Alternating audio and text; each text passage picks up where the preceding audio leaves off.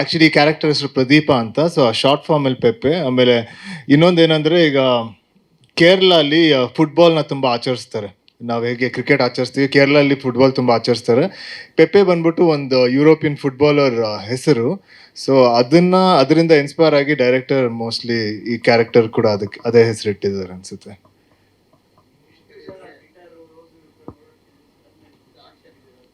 ಹಾ,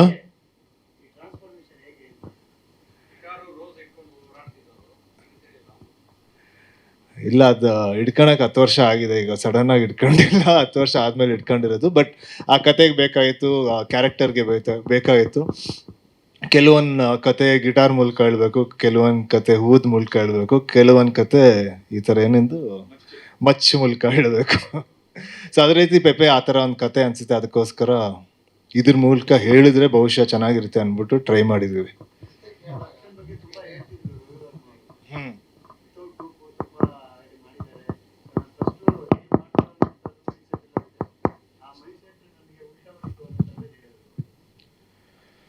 ಕರೆಕ್ಟ್. ಅದು ನಮ್ಮ ಕ್ಲೈಮ್ಯಾಕ್ಸ್ ಪೋರ್ಷನ್. ಆಮೇಲೆ ನಮ್ಮ ಇಡೀ ಸಿನಿಮಾದು ಮುಗ್ದಿ ಲಾಸ್ಟ್ ಕುಂಬಳಕಾಯಿ ಹೊಡೆಯೋ ಒಂದು 4-5 ದಿನ ಶೂಟ್ ಮಾಡಿದ್ದು ಸಕಲೇಶ್ಪುರಲ್ಲಿ.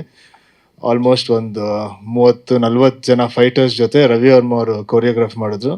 ನನಗೆ ರವಿ ವರ್ಮ ಅವ್ರ ಕೊರಿಯೋಗ್ರಫಿ ಮುಂಚೆಯಿಂದ ತುಂಬ ಇಷ್ಟ. ಅವ್ರ ಜೊತೆ ಕೆಲಸ ಮಾಡೋಕ್ಕೂ ಬರೀ ಸಿದ್ಧಾರ್ಥ ಅಲ್ಲಿ ಕೆಲಸ ಮಾಡಿದ್ದು, ಅದಾದಮೇಲೆ ಇವತ್ತೇ ಕೆಲಸ ಮಾಡಿದ್ದು. ಸೊ ನಮ್ದೊಂದು 2.5 ಡೇಸ್ ಇಲ್ಲ 3 ಡೇಸಲ್ಲಿ ಈ ಫೈಟ್ ಸೀಕ್ವೆನ್ಸ್ನ ಕಂಪ್ಲೀಟ್ ಮಾಡಬೇಕಾಯ್ತು ಒಂದು ಹಲವಾರು ಕಾರಣಗಳಿಂದ. ಆಮೇಲೆ ಎಲ್ಲ ಫಾಸ್ಟಾಗಿ ಮಾಡಬೇಕಾಯ್ತು. ಯಾಕಂದರೆ ಒಂದು 30 ಜನ ಫೈಟರ್ಸ್ ಇದ್ದಾಗ ಒಬ್ಬೊಬ್ರ ಜೊತೆನೂ ಒಂದೊಂದು ಆ್ಯಕ್ಟಿವಿಟಿ ಇರುತ್ತೆ. ಸೊ ಅದನ್ನ ಇನ್ಸ್ಟೆಂಟಾಗಿ ಜ್ಞಾಪಿಸ್ಕೊಂಡು ಇನ್ಸ್ಟೆಂಟಾಗಿ ಅದನ್ನ ಅಲ್ಲಿ ಪರ್ಫಾರ್ಮ್ ಮಾಡಬೇಕು. ಅದೊಂಥರ ಹೊಸ ಚಾಲೆಂಜ್ ಇದ್ದು ತುಂಬ ಚೆನ್ನಾಗಿ ಬಂತು. ಬಟ್ ಇಡೀ ಸೀಕ್ವೆನ್ಸ್ ಕೂಡ ತುಂಬ ಚೆನ್ನಾಗಿ ಬಂದಿದೆ.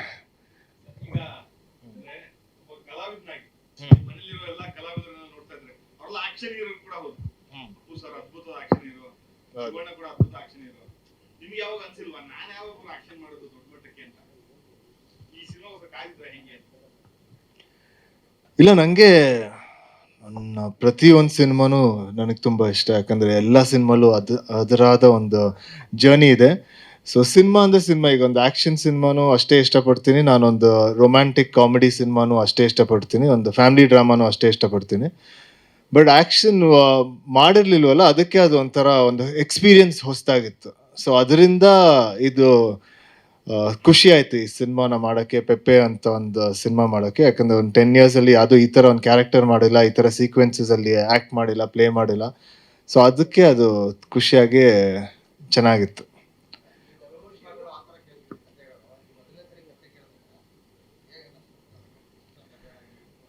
ಇಲ್ಲ, ನನಗೆ ಮೊದಲಿಂದನೂ ಒಂದು ಆ್ಯಕ್ಷನ್ ಸಿನಿಮಾ ಅಂದರೆ ಒಂದು ಆ್ಯಕ್ಟರ್ ಅಂದಮೇಲೆ ಎಲ್ಲ ಥರ ಸಿನಿಮಾ ಮಾಡೋ ಒಂದು ಆಸೆ ಇರುತ್ತೆ. ಅದೇ ರೀತಿ ನನಗೆ ಈ ಆ್ಯಕ್ಷನ್ ಸಿನಿಮಾ ಮಾಡೋಕ್ಕೂ ಒಂದು ಆಸೆ ಇತ್ತು. ಬಟ್ ನಾನು ಅನ್ಕೊಂಡಿದ್ದೆ ಯಾವಾಗಲೂ ಒಂದು ಆ್ಯಕ್ಷನ್ ಸಿನಿಮಾ ಮಾಡಿದಾಗ ಅದ್ರ ಜೊತೆಗೆ ಒಂದಷ್ಟು ವಿಷಯಗಳು ಕೂಡ ಹೇಳಬೇಕು ಅಂತ. ಸೊ ಆ ಥರ ಒಂದು ಕತೆಗೆ ನಾನು ಕಾಯ್ತಾ ಇದ್ದೆ. ಸೊ ಈ ಸಿನಿಮಾದಲ್ಲಿ ಒಂದಷ್ಟು ಆ್ಯಕ್ಷನ್ ಸೀಕ್ವೆನ್ಸ್ ಜೊತೆಗೆ ಒಂದಷ್ಟು ಹೇಳೋ ವಿಚಾರಗಳು ಕೂಡ ಇತ್ತು. ಅದರಿಂದ ನಾನು ಪೆಪ್ಪೆನ ಇನ್ಸ್ಟೆಂಟಾಗಿ ಇಷ್ಟ ಆಗಿ ಸಿನಿಮಾ ಶೂಟಿಂಗ್ ಸ್ಟಾರ್ಟ್ ಮಾಡಿದ್ವಿ.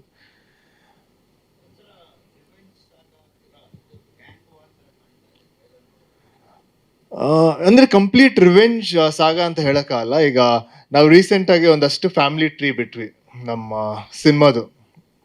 Raghavendra family, Mallabari family, Rayappan family. So ಇದೊಂದು ಊರು, ಕಾಲ್ಪನಿಕ ಬದ್ನಾಳು ಅಂತ ಊರಲ್ಲಿ ನಡೆಯೋ ಕತೆ. ಈ ಊರಲ್ಲಿ ಒಂದು 4 ಫ್ಯಾಮಿಲಿಗಳಿರುತ್ತೆ. ಸೊ ಈ ಕತೆ ಒಂದು ಲೈನಲ್ಲಿ ಹೇಳ್ಬೇಕಂದ್ರೆ ಈ 4 ಫ್ಯಾಮಿಲಿಗಳ ನಡುವೆ ನಡೆಯೋ ಒಂದು ಹೋರಾಟ, ಇಲ್ಲ ಅಂಡರ್ಸ್ಟ್ಯಾಂಡಿಂಗ್ಸ್, ಮಿಸ್ಅಂಡರ್ಸ್ಟ್ಯಾಂಡಿಂಗ್ಸ್, ಅದ್ರ ಥ್ರೂ ಈ ಕತೆ ನಡೆಯುತ್ತೆ. ಸೊ ಅದಕ್ಕೆ ನಮ್ಮ ಕತೆ, ಈಗ ಇಡೀ ಸಿನಿಮಾದ ಕತೆ ನಾವು ಒಂದು 2 hours 5 minutes ಅಲ್ಲಿ ಹೇಳಿದ್ದೀವಿ. ಆಮೇಲೆ ಹಲವಾರು ಕ್ಯಾರೆಕ್ಟರ್ಗಳಿದೆ ಈ ಕಥೆಯಲ್ಲಿ. ಇಲ್ಲಿ ಒಂದಷ್ಟು ಕ್ಯಾರೆಕ್ಟರ್ ಮಾತ್ರ ಕೂತೀವಿ, ಇನ್ನೂ ಒಂದಷ್ಟು ಕ್ಯಾರೆಕ್ಟರ್ಗಳಿದೆ. ಅದರಿಂದ ಜನಕ್ಕೆ ಮುಂಚಿತವೇ ಈ ಕ್ಯಾರೆಕ್ಟರ್ಗಳ ಪರಿಚಯ ಆಗಲಿ ಅಂತ ನಾವು ಸೋಷಿಯಲ್ ನೆಟ್ವರ್ಕಲ್ಲಿ ಒಂದಷ್ಟು ಕ್ಯಾರೆಕ್ಟರು, ಆಮೇಲೆ ಈಚ್ ಫ್ಯಾಮಿಲಿ ಟ್ರೀ ಥರ ಮಾಡಿ ಒಬ್ಬೊಬ್ರಿಗೆ ಇರೋ ಒಂದು ರಿಲೇಷನ್ಶಿಪ್ಗಳನ್ನ ನಾವು ಮುಂಚೆನೆ ಬಿಟ್ಬಿಟ್ವಿ. ಸೊ ಇದನ್ನ ಅವ್ರು ಫೆಮಿಲಿಯರ್ ಆದಾಗ, ಸಿನಿಮಾ ನೋಡಿದಾಗ ಅದು ಇನ್ನೂ ಈಸಿಯಾಗಿ ರಿಲೇಟ್ ಆಗ್ತಾರೆ ಅಂತ ಈ ಫ್ಯಾಮಿಲಿ ಟ್ರೀ ಅದು ಇದು ಮುಂಚೆನೆ ಬಿಟ್ವಿ.